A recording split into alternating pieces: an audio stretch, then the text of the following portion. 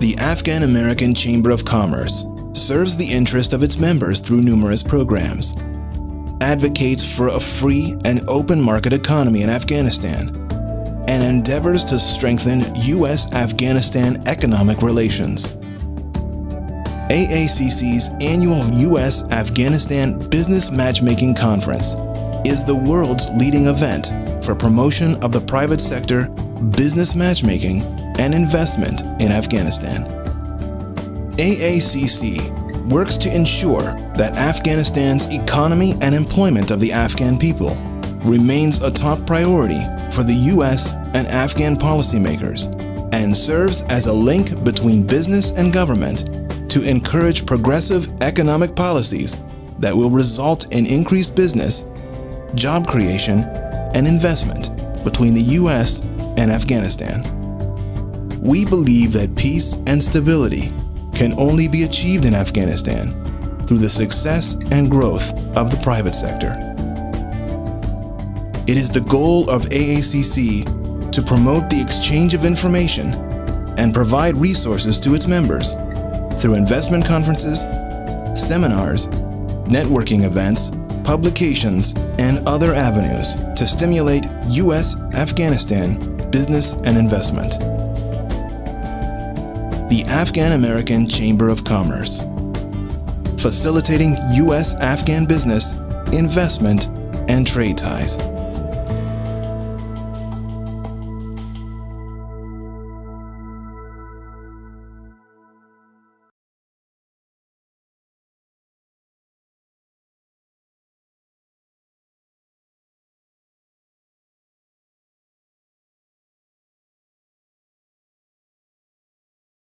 Well, thank you all very much. In the interest of time, I'll get started. I realize that there's still a lot of business matchmaking taking place and things like that, but we'll start here. This is plenary number 7, which is looking and going to discuss Afghan-centered regional economic integration.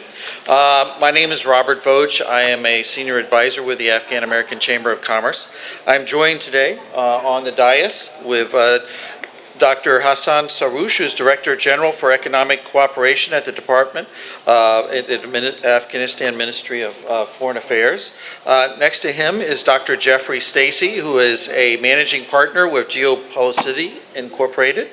And finally, we have Dr. Nasir Faik, who is the Deputy Director General for International Economic Cooperation at the Afghan Ministry of Ministry of Foreign Affairs. Unfortunately, Mr. Atikullah Nusrat, CEO of the Afghan Chamber of Commerce and Industry, could not join us. For this, he had to travel to Turkey for a conference with the Minister of Economy, so he sends his regrets. But you did get a chance to hear from him yesterday morning. I'd like to start with just a couple of opening remarks, and then we'll have each one of the panelists present some prepared remarks, and then we'll open it up for questions and answers from you all. Key thing, as has been a theme throughout the 2 days together here, is that Afghanistan, since the days of the ancient world, has been a crossroads between Asia, Southwest Asia, Central Asia, South Asia, Europe, and beyond. And that is certainly the case even more so now with the interconnectivity that we have, both in terms of road, rail, fiber, pipelines for energy, and travel. With the various hubs that are envisioned for the region. Afghanistan needs to maintain a growth rate of at least 2.5 to 3% per year, which is what its projection is in the coming years. Which unfortunately is still too low for the 400,000 annual jobs that need to be created. So the best way for Afghanistan to grow its economy is through exports. And the immediate neighborhood, which would be Central Asia, South Asia, Southwest Asia, are the logical places for that. And Afghanistan is well positioned already through its membership in the World Trade Organization, which began in 2016, with a lot of assistance from the international donor community, including USAID, carrying forward to its current memberships also with the South Asian Association of Regional Cooperation and the Economic Community Organization organization, as well as other organizations that we will hear about. What I'd like to do is allow the Director General Sarouche to talk first, and he's going to talk about the RECA approach to private sector development, and he does have a slide presentation for that. So if we could bring that slide presentation up. Okay. If folks could come back, we still have about half the crowd is at the tables, and the remainder are still in the background. If you could come forward, we'd appreciate it. But I think your slide's wrong. So.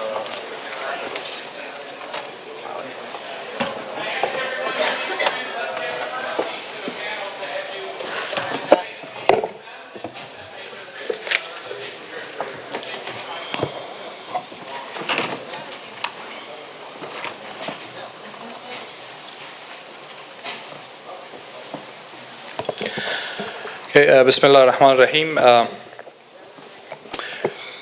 Distinguished friends and colleagues, it's a pleasure for me to be part of this panel, and I wish to thank Chairman Lutfi Saib, CEO and President Mr. Greco, the board members and the rest of our colleagues and friends at the Afghan-American Chamber of Commerce for convening this conference and for the opportunity to speak in this panel.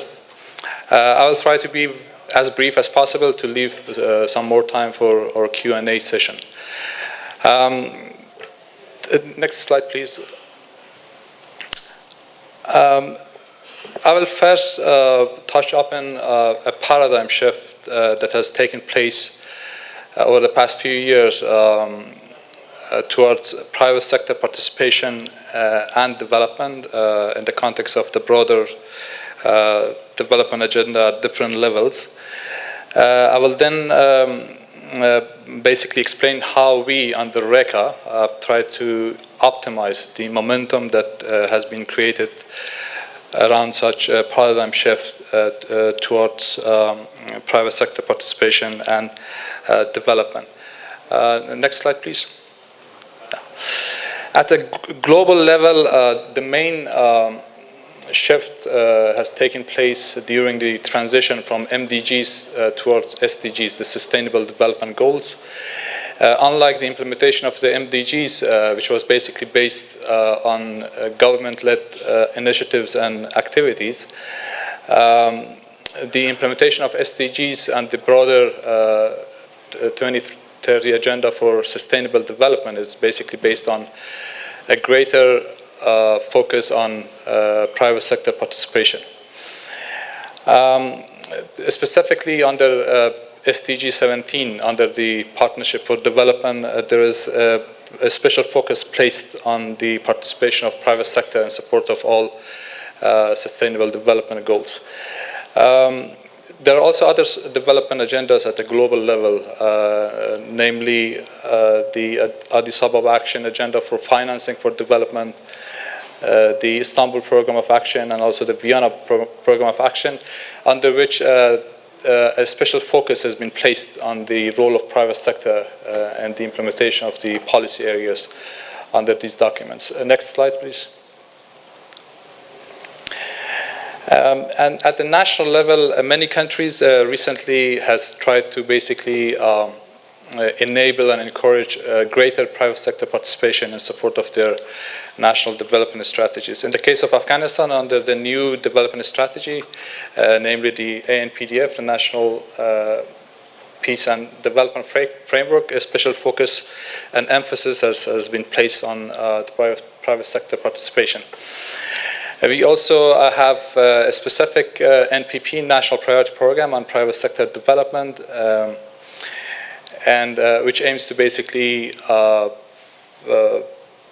promote competitiveness, access to markets, and also SMEs promotion is one of the main components under this NPP. Next slide, please.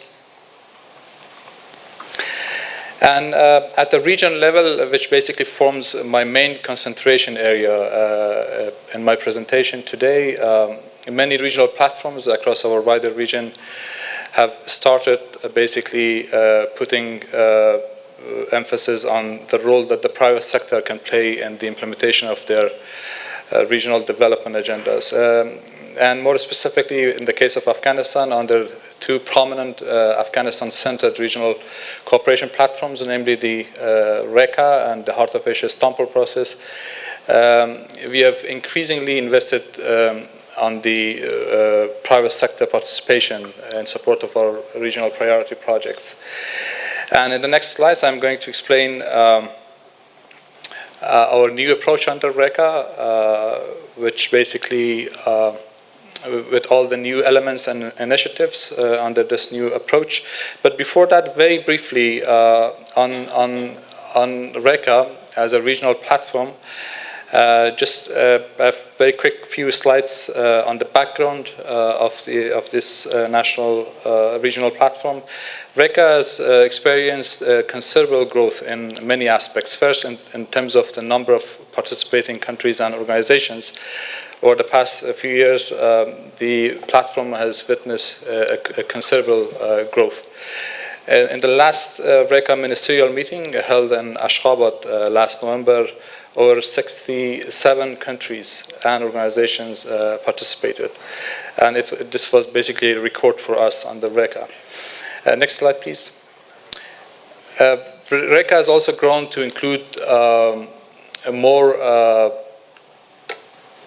platforms and fora in the context of regional economic cooperation. Initially, we started with only ministerial gatherings, but now we have, along with the ministerial meetings, the academic forum, the business forum, the ambassadorial coordination meetings, and also the special events. Last year, we had our first special event on women's entrepreneurship development back in November in Ashgabat. Next slide, please.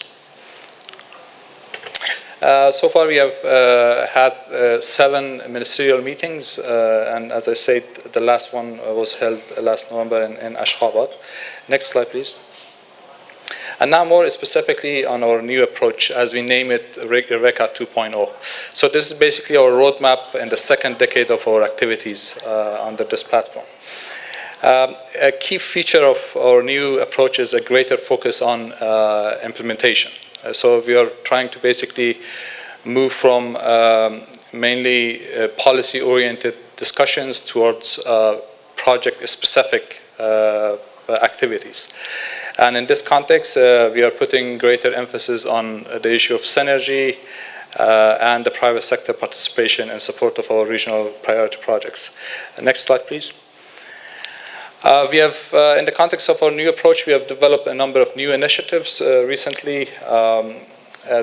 The establishment of a RECA Research Center is one of those new initiatives which was basically presented to the Ashgabat meeting.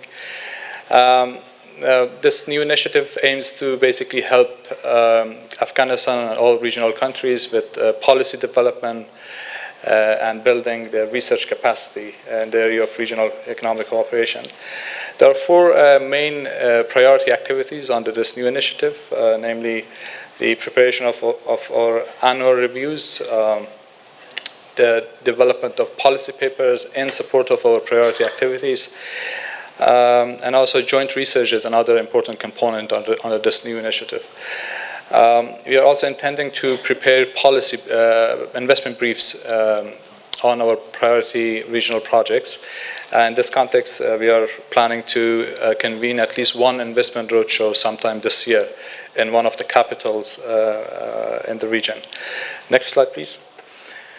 Another important new initiative under RECA is the creation of a RECA Chamber of Commerce and Industries. It's basically only a regional network, only as a complement, but not a substitute to the existing regional chambers of commerce in our region.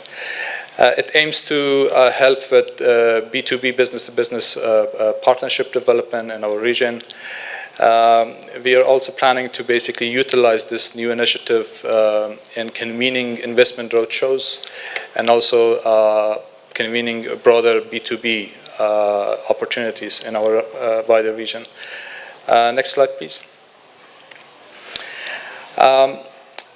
But the inclusion of women's economic empowerment into our agenda under RECA has also been one of our new elements under the new approach. So this very specific and important initiative aims to basically help Afghanistan and all RECA countries to further mainstream gender-related issues, including women's economic empowerment, into our broader regional economic cooperation agenda. So in this context, we held last year in Ashgabat the first special event with the presence of the First Lady of Afghanistan. We have also developed the first policy paper on the RECA on women's entrepreneurship development. We are planning to have some follow-up activities in this context, and we are very much hopeful that we can basically partner with some regional platforms to have some specific events for women entrepreneurs in our region. Next slide, please.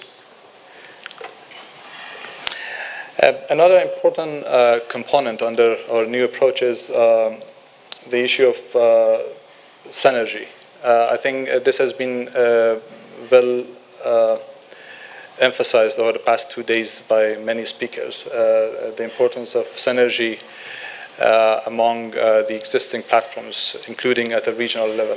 So in this context, we have been trying to first improve synergy between RECA and the artificial Istanbul process, and then as the next step, to have some MOUs, specific MOUs with other regional platforms. So the main purpose is just to improve coordination and avoid duplication of efforts in the case of Afghanistan. Next slide, please. The information sharing is another important component under our new approach. I think this has also been emphasized often over the past 2 days. And we are trying to basically upgrade our existing website into a project portal. So the purpose is just to provide all the national and international investors with investment briefs and project summaries on our priority regional projects under RECA. Next slide, please. And also at the national level, we have been trying to improve synergy at 2 levels. First at the policy level between our regional priority projects and our NPPs, national priority programs. And second, at an institutional level between RECA and the High Council on Connectivity. And this has been a very important component of our recent activities under RECA. Next slide, please. And in the long term, there is also another important element, namely our joint efforts with our regional partners towards a common regional economic cooperation strategy. It's a long-term plan. We are basically making efforts towards this end. And at this point, this is only an idea, but we believe that our ongoing efforts will move us closer to this long-term objective. Next slide, please. We have also been trying to enable our national focal points from all RECA countries in support of our broader agenda, including in the overall programming and planning of our activities on an annual basis. Last year, we had the first meeting of our national focal points from 20 countries, and this was basically the first practice for all of us, and we did manage to develop the entire agenda of the ministerial meeting in Ashgabat with the participation of all these national focal points. Next slide, please. And the last important element under our new approach is the application of new investment criteria. We have been trying to basically apply new project feasibility criteria with respect to our priority projects. And among these new criteria, I can say that the most important one is the issue of bankability. So we are trying to focus on those specific projects that are bankable in terms of their capacity to attract private sector investment in Afghanistan. The impact of our projects on job creation, income generation, and also the overall impact on growth in trade and transit in the region are also part of other new investment criteria. Next slide, please.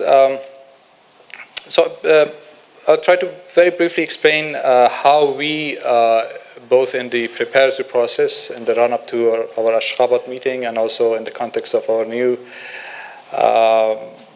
priority projects, how we basically managed to apply some of these new elements into our agenda. Just very briefly on the Ashgabat meeting, it was a very productive meeting with high-level participation, as I said, from over 60 countries and organizations, with a very action-oriented outcome document, the Ashgabat Declaration. Next slide, please. Next slide, please. Our outcome document, namely the Ashgabat Declaration, is now available on our website. It contains a clear list of deliverables in support of each priority project under WECA.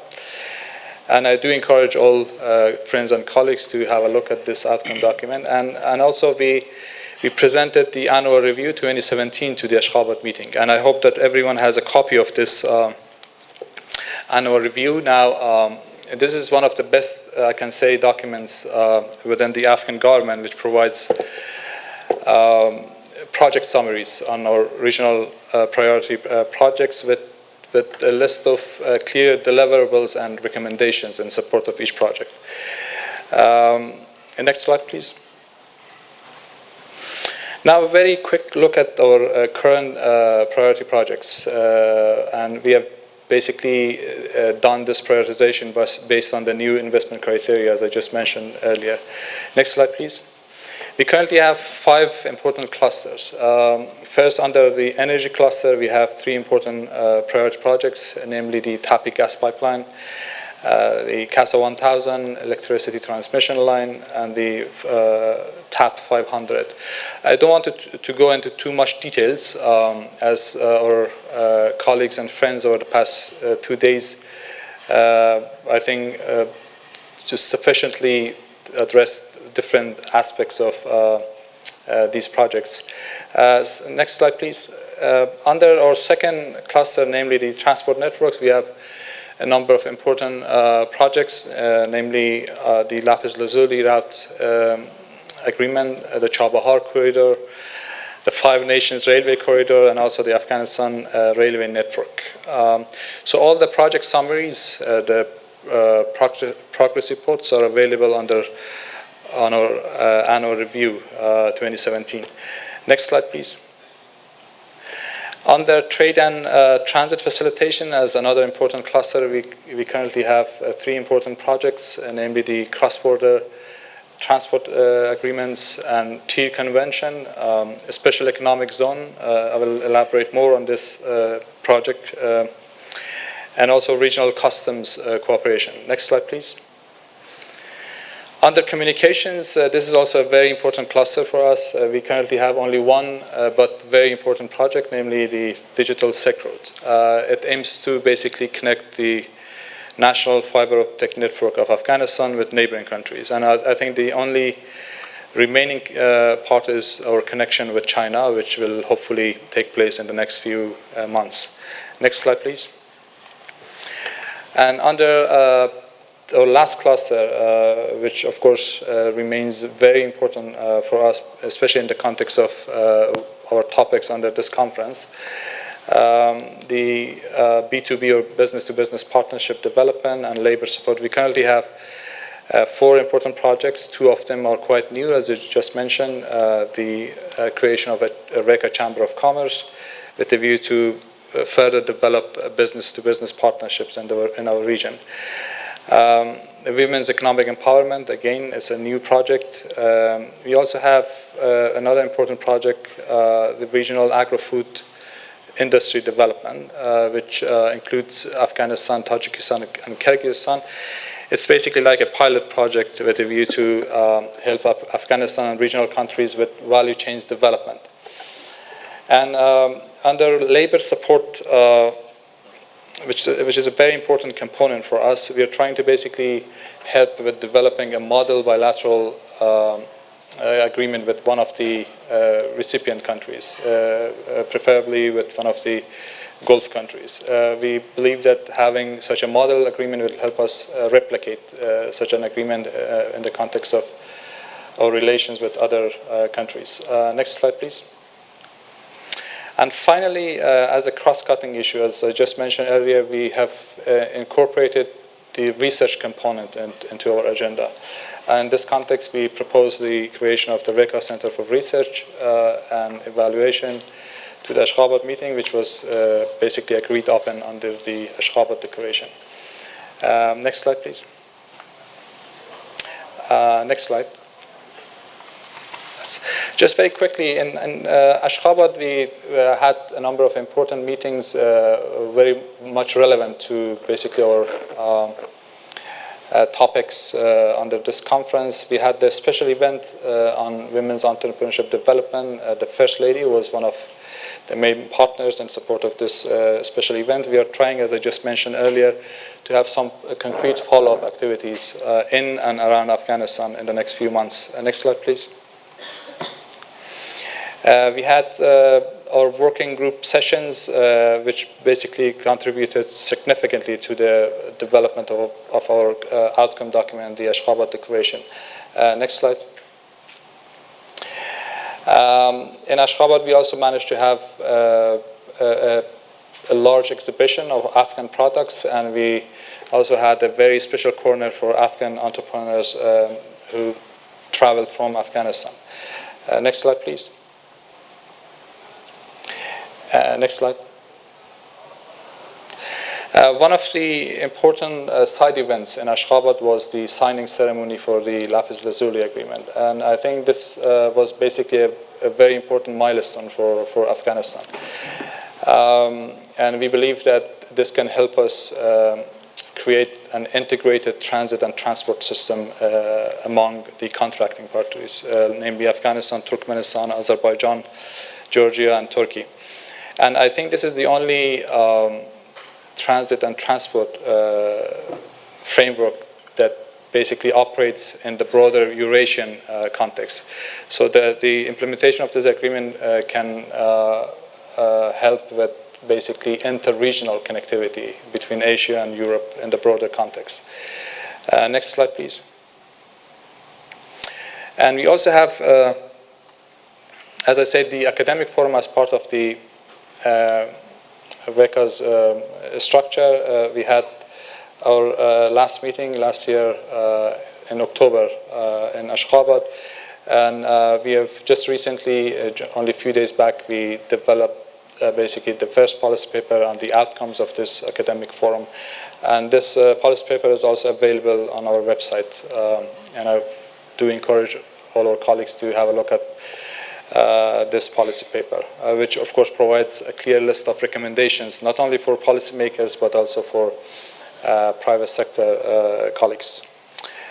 And I believe this was my last slide, but generally speaking, we believe that there is a great potential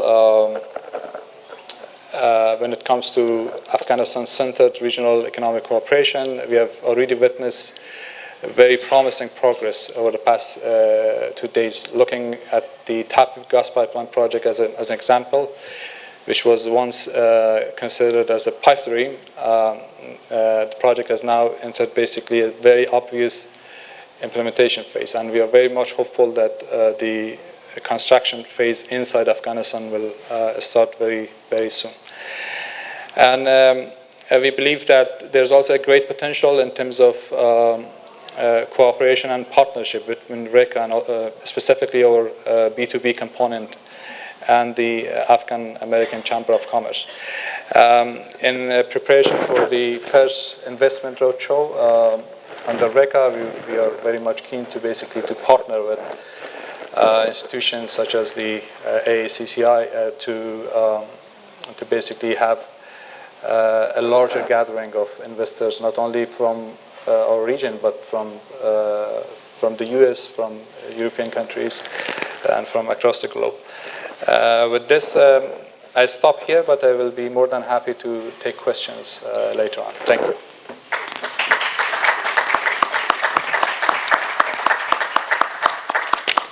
Thank you very much, Dr. Sarouche. I'd like to now invite Dr. Jeffrey Stacy to give a quick conversation on enhancing regional business-to-business partnerships. He does not have a slide deck, and that's quite okay.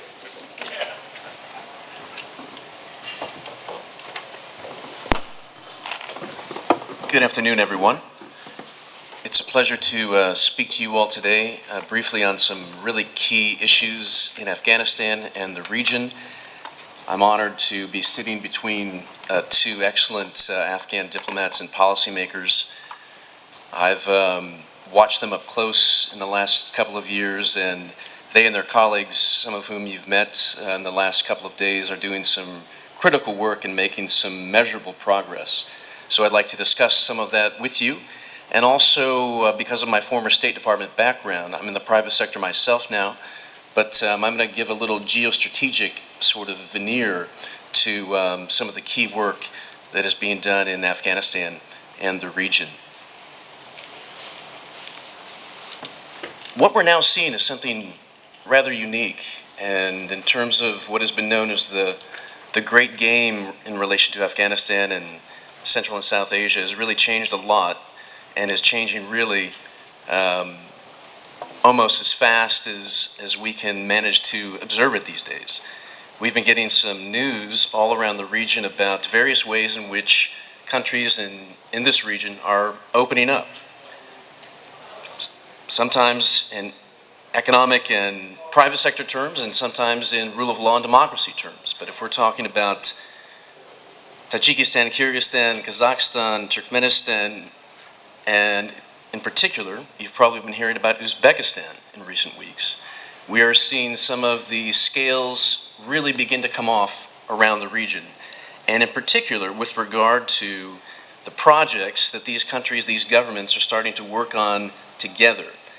And you've been hearing a lot about these yesterday and today and just now in Sarouche's speech. But the partnership that is occurring is now going to, because of this, what I describe as scales coming off, is going to increase the pace of this progress, the regional integration, and really the measurable on-the-ground progress of the implementation of regional and transport and other types of projects.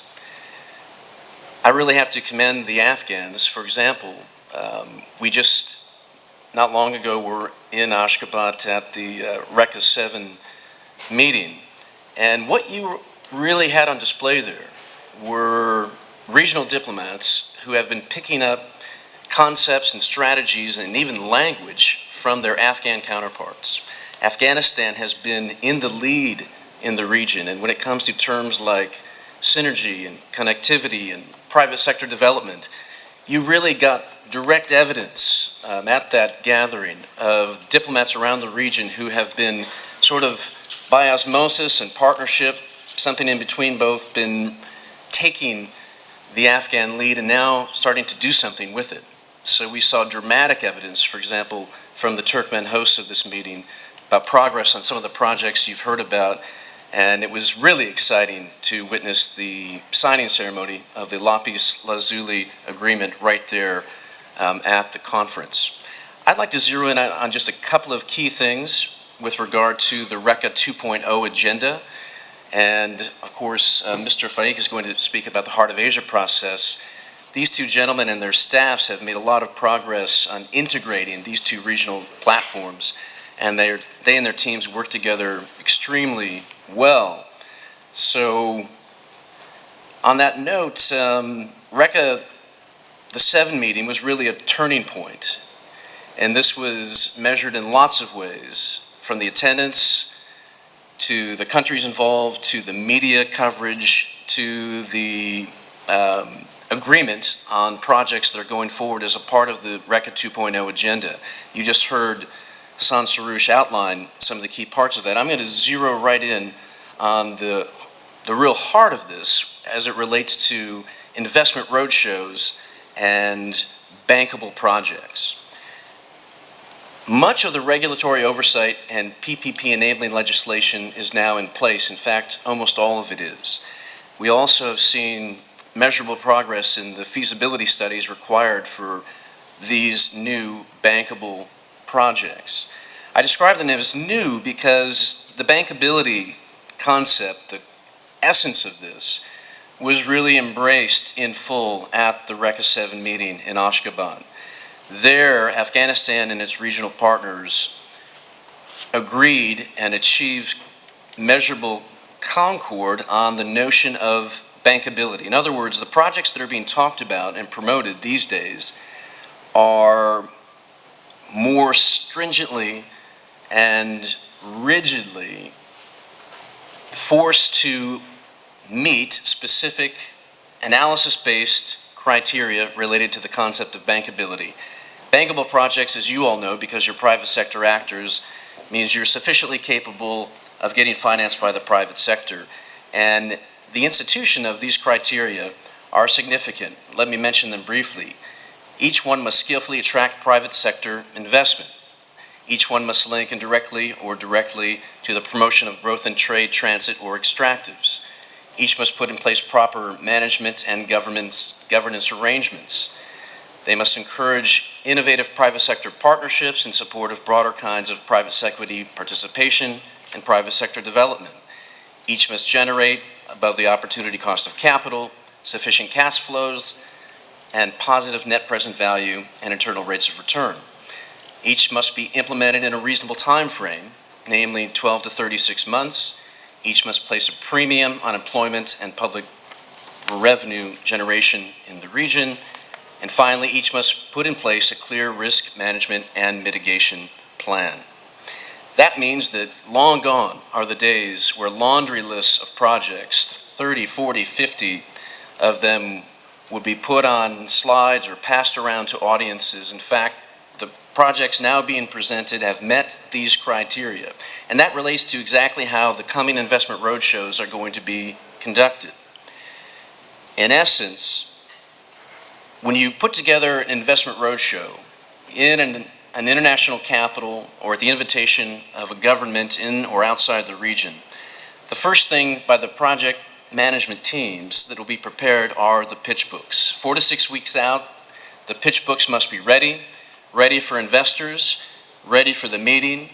And in pitch books, you're going to have, of course, the calculation, the figures of this kind of stuff. You all know, as in the companies that you work in or run, that you look at a pitch book and you see the calculations of these figures, and you know if the reputation of those who put together these numbers is solid.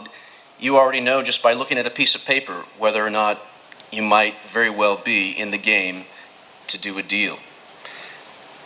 These have taken place in a range of countries recently in the world. Already, Afghanistan has been invited by several in the region, UAE, Qatar, Turkey, to do some. Others, they've done a form of one in India. India would like to do another one. China will be involved, Saudi Arabia, all the way to Scandinavia and in other places as well. Who has done this successfully recently? Countries ranging from Egypt to Brazil to Ukraine have had successful investment roadshows in these various spots that I've mentioned and in others. My own company has been involved in some of these, as well as in preparing the PPP legislation and oversight. But one area in particular that you heard, for example, Greg Hugar emphasize, an ideal set of projects that are coming where private sector companies are going to be able to move with regard to the preparation of the air corridors, the special economic processing zones. If you think about it, the extraordinary potential that is there in terms of the capacity on flights as they return from foreign destinations, all the room there in the cargo space, to how much of Afghan products are actually sent to Pakistan, where they're finished and certified to go into the global marketplace and stamped as made in Pakistan. There's enormous potential to do a lot of incredibly impactful work as companies, for-profit company arrangements, getting the risk drawn down, working with special purpose vehicles, all the range of what companies need working in an exciting region like Afghanistan and its neighbors will be put together in these pitch books in the coming investment roadshows. And all of this, as I'd like to come to a rapid conclusion here, is really newly exciting for us. The scales that are coming off in the region are now sufficient to where we can now foresee the day in which Central and South Asia will be able to negotiate a comprehensive regional trade and transit agreement. That's not going to happen tomorrow, but we've had a number of these in smaller forms be signed in recent history here. That means that we can now see on the not so distant horizon not only the kind of extractives that will be coming out of the ground in Afghanistan, but the kind of work through the regional Chamber of Commerce and Industry and others to the point where we can actually foresee a regional free trade deal encompassing the whole region. Most people tend to look at Afghanistan and its future and think in very positive terms because of what has yet to be extracted from the ground. I think of it slightly differently. I think about Afghanistan's potential and the exciting nature of it, mostly in terms of the human capital in Afghanistan. Those of you who work there and travel there, do government business there, are increasingly meeting this large and rapidly expanding pool of young professional Afghans who are as well educated, as well traveled, speak as many languages or more of many of their counterparts around the world, including their American counterparts. There is a great deal of human capital that is in place and growing in Afghanistan, and that is going to mean good things for your companies, your organizations, and the governments involved in promoting a positive future for Afghanistan. Thank you very much. Thank you. Thank you very much, Dr. Stacy. Appreciate it. I'd like to invite now Dr. Nasir Faik, Deputy Director General for International Economic Cooperation, Ministry of Foreign Affairs, to give a talk on the heart of the Asia-Istanbul process with an update on that. Good afternoon. I would like to express my appreciation and thanks to AACC and also to the President and to the CEO for including the Afghan-centered regional economic integration in the agenda of this afternoon, and also providing us with the opportunity to speak and to give you some updates about the regional platforms that Afghanistan is leading. And so in the afternoon, in this session, I would like to reflect on some of the regional platforms, namely Heart of Asia, and my Director General Soroush already talked about RECA, or just I would like to focus on Heart of Asia, and at the same time on the CBMs, which are very related to today's meeting, the economic development CBMs.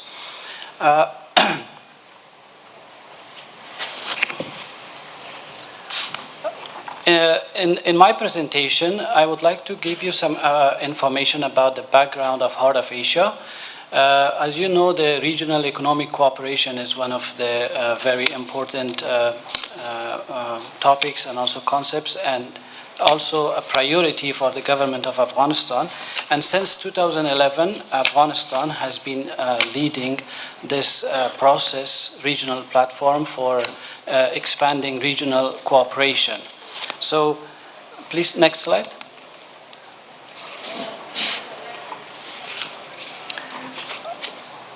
Next slide, please. So, if you remember, in 2011, there were some important conferences on Afghanistan, including Bonn Conference.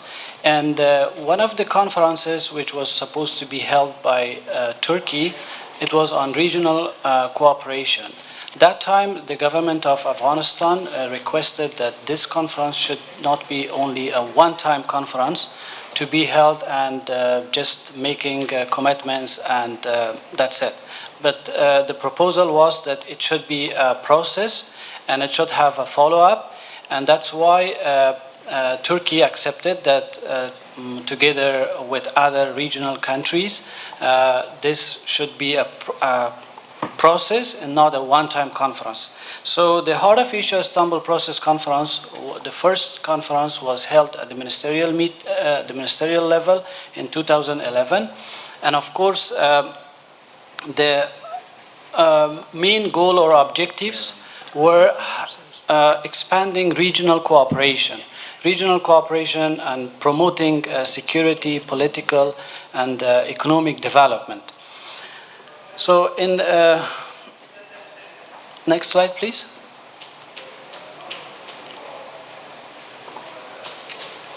The Heart of Asia Istanbul process, actually it has 14 participating countries which are from region, and also 17 supporting countries, and 12 regional and international organizations which are also supporting the process. And the mechanism of the working in the Heart of Asia Istanbul process is focused on three issues or three areas. First one is political consultations, and the second one is confidence building measures, and the third one is creating synergies with other regional organizations. Next slide, please. And next slide, please. Since 2011, Afghanistan has been leading this process, and of course Afghanistan is the permanent chair of Istanbul process, and we have held 7 ministerial meetings so far, and every year each country is co-chairing with Afghanistan and hosting the ministerial conference. There are, as I mentioned, there are 15 Heart of Asia countries which are all from the region.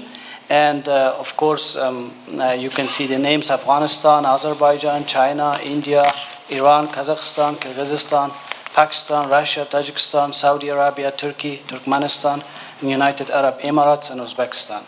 And also 16 supporting countries, which you can see the names: Australia, Canada, Denmark, Egypt, France, Finland, Germany, Iraq, Italy, Japan, Norway, Poland, Spain, Sweden, United Kingdom, and United States.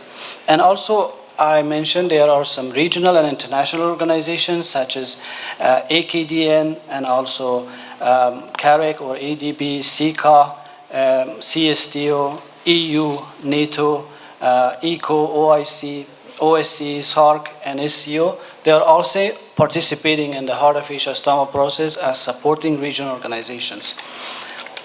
So the meetings, the highest level of the meeting is always ministerial, and they are the decision-making body, and also at the same time there will be senior official meetings and ambassadorial meetings and regional technical group meetings. At each of these 4 tiers, different agenda items are discussed. For example, at regional technical group meetings, usually experts discuss issues, and then it will be taken to ambassadors meeting, and then to senior officials meeting, and finally it will be endorsed in the ministerial meeting. So in 2012, Turkey hosted the first meeting, and 2012 Afghanistan hosted, and in 2013 Kazakhstan, and 2014 China, and 2015 Pakistan, and India in 2016, and the last one was last year, which was held in Azerbaijan and Baku. So as I mentioned that this Heart of Asia Istanbul process is actually a regional platform that Afghanistan, the government of Afghanistan, is engaging with regional countries to work on certain confidence-building measures that, of course, based on shared interest and based on common interest. In 2011, there were a set of 40 areas or 40 confidence-building measures that countries agreed to work on in terms of regional cooperation. In 2012, among 40 confidence-building measures, 6 of them were prioritized. These 6 confidence-building measures are, of course, counterterrorism, which is very important in Afghanistan, and also UAE and Turkey are leading this. And at the same time, there are counter-narcotics CBM, which is led by Russia and also Azerbaijan, and disaster management CBM, which is also led by Kazakhstan and Pakistan, and culture and education CBM, which is led by Iran, and the 3 other CBMs which are pertinent to our meeting. One is the regional infrastructure CBM, or confidence building measure, that's led by Turkmenistan, and also trade and commerce and investment opportunities, which is led by India. And a new confidence building measure was proposed last year, which is agriculture development CBM. So these are the confidence building measures that Afghanistan is engaged with regional countries to work on certain activities and areas in order to promote regional cooperation. So, thank you. If I could, we're run over a little bit here. Yeah, we're running late, and I wanted to try to just get Director General Sarouche a question, if I could, based on both your and Mr. Faik's presentations. So, right now in Afghanistan, a lot of us are familiar with ISA, the Investment Promotion Agency, which we understand has now been moved into the Ministry of Commerce and Industry. Inside the Ministry of Commerce and Industry, they have an Export Trade Promotion Office now set up. ISA now inside the ministry is going to do investment promotion, and then you're handling the external relations of major investments that would be major state-based, cross-border type investments in energy and other activities. So how do you bring all of those different components together so when an investor comes in, they're not confused by who do they need to go to find the right information, get the right decisions made, since it's not just in one place. And then my second very quick question is, Afghanistan's really disadvantaged in that regional discussion because the investors that will go to those meetings will ask about the bilateral investment agreement between the United States, where these multinationals are based, and Afghanistan, and there is none. The other Central Asian republics have bilateral investment agreements in place. We've been making the pitch for the last year and a half, 2 years, that we really need to start now to get momentum on a bilateral working group to work on a bilateral investment agreement, because it'll make your job a lot easier when you're doing the road shows. Because it's hard to get those companies, because the first questions their lawyers ask are, what are our protections when we put our staff in? I can't even send a marketing team in. I get that from them all the time. We can't send a marketing team in, even to Afghanistan, because we don't have any protections under the law there. So a quick answers to both of those from any of the panelists, and then we have to break, and we're not going to take a break. We're going to move right into our next panel. Thank you. Thank you, Jeff. Just very quickly, on investment promotion activities inside Afghanistan, the Ministry of Commerce and Industries is dealing with the overall investment promotion activities and the associated investment opportunities inside Afghanistan. But when it comes to specifically to our work on the RECA and the artificial sampling process, we are mainly dealing with the regional priority projects and all the associated investment opportunities. We have very effective coordination mechanism in place inside Afghanistan through which we are basically coordinating these two aspects. The overall basically investment promotion agenda with what we are doing under RECA and the artificial Istanbul process with respect to the regional priority projects. So there is this coordination mechanism inside Afghanistan, and it's well established there. And in the context of investment roadshows and the requirements, of course, this will be, I think, the first experience under RECA, but as it relates to the artificial Istanbul process, they are quite well experienced in terms of convening a number of important investment roadshows. For instance, the Road to Prosperity investment roadshow, which was convened last year in India, was basically one of the initiatives under the artificial Istanbul process.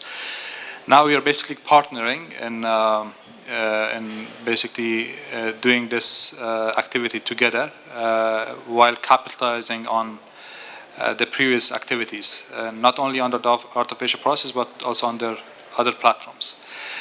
And part of this activity will include, of course, as Jeff just mentioned earlier, the preparation of investment pitch books, which include all the required information for investors. Currently, we have project summaries, for instance, under our annual review, but investment briefs will provide more details on what, for example, an investor needs to know about investment opportunities, the legal, basically, environment, and also the overall institutional framework in place in Afghanistan. But if I may, I think my colleague, Mr. Faiq, was not able to basically explain the two economic CBMs. Maybe very quickly, just 1 minute. Very quickly. Just to touch up on some of the key right elements into the mic, because people in the back are having trouble hearing you. So. Thank you.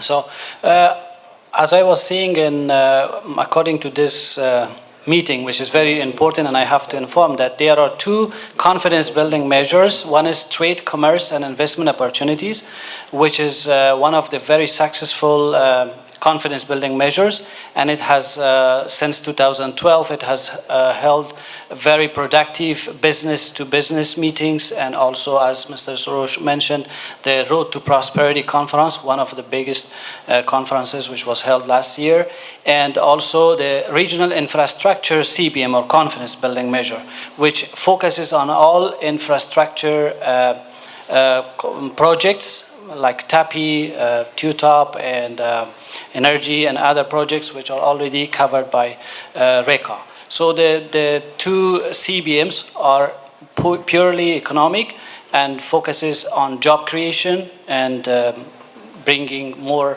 economic development. Thank you. And just very briefly, just on one of the, basically the quick questions you just raised on a bilateral aspect. I think we have been able, specifically over the past few years, to sign a number of important bilateral agreements with a number of neighboring countries, including with Uzbekistan, which includes, among other agreements, one on investment and economic cooperation. And we believe that there is a great potential in terms of doing more of this type of agreement with our neighboring countries. And also we are trying to join the TIFA, US Central Asia TIFA, Trade and Investment Framework. And I think these are part of the activities that we have already started when it comes to basically investment promotion or engaging in broader investment promotion activities with our regional and neighboring countries. And in the WTO, there are some investment protections built into the WTO agreement too that could cover some of the initial investments, but it's very particular how it's approached. So really appreciate this panel, very helpful. You've given us the big strategic picture on where we need to go, and you have a bunch of processes moving that we want to help with. So anything we can do inside these processes, on behalf of the Afghan-American Chamber, we're here to help. Thank you so much. Thank you to my fellow panelists. Appreciate it.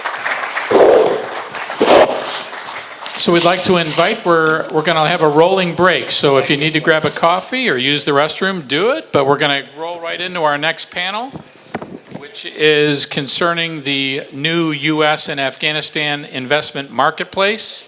This is how to comply, how to live within the investment rules of Afghanistan as they are now, because they're changing greatly, and there's a lot of things happening. So we'll ask our panel to convene. One note on the next panel, Alexander Strittmatter from the National Security Council emailed us last night that the ethics office refused to let him come to our event. So I wish I could have intervened on that, but I lose out to the White House lawyers. So